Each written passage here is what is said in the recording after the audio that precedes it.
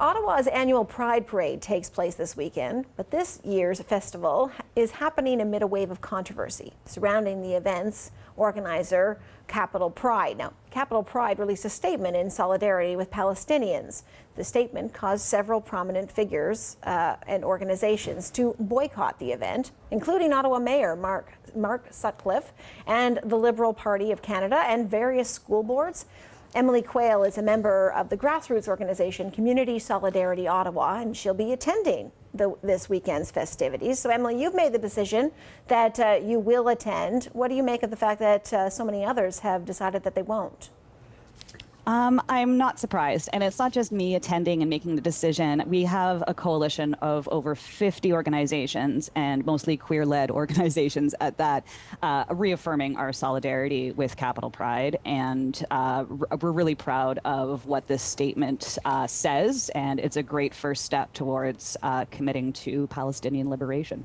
I'm so disappointed in what the mayor has said, and I'm especially disappointed in the heads of public institutions like schools and universities and hospitals who are not consulting their workers, most of whom are already organized in unions who have democratically voted to support Palestinian liberation.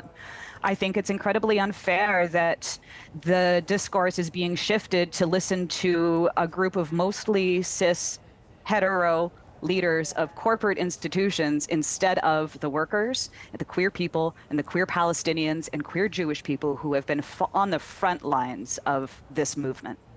You mentioned queer Jewish people, and that is a question I had. I'm wondering if you're hearing from members of the Jewish community who might want to attend the festivities, and do they feel like they can, given the statement of support that's been issued? The queer Jewish people that have been organizing against transphobic hate and against the genocide are confused as to why there's backlash citing a fear of safety. We are all really clear that the primary threat to the queer community and the Jewish community is the same. It's far-right white nationalists. They are the ones who disrupted our events. They're the ones who are painting awful things that are all over our city. And we are very well aware of that. And how we combat that is through solidarity, not through boycotting Capital Pride and singling out one identity from another. No, we're all human. We're all together. We all deserve rights, and solidarity is key to that struggle. You're certainly speaking with a lot of confidence that there's a lot of support for this statement that's been put out.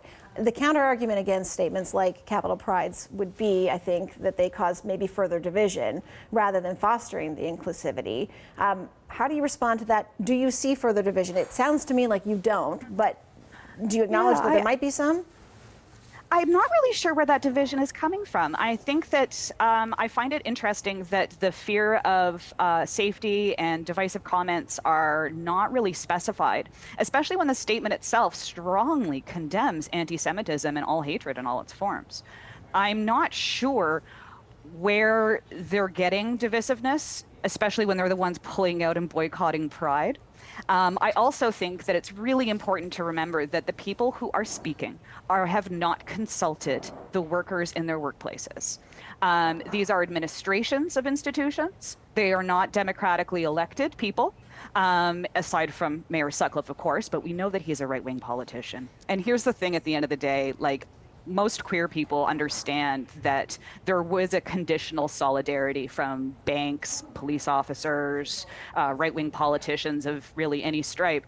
And we knew that someday they would probably pull their support. But we will stand strong because our rights should not depend on fair weather liberal politicians or conservative politicians, for that matter.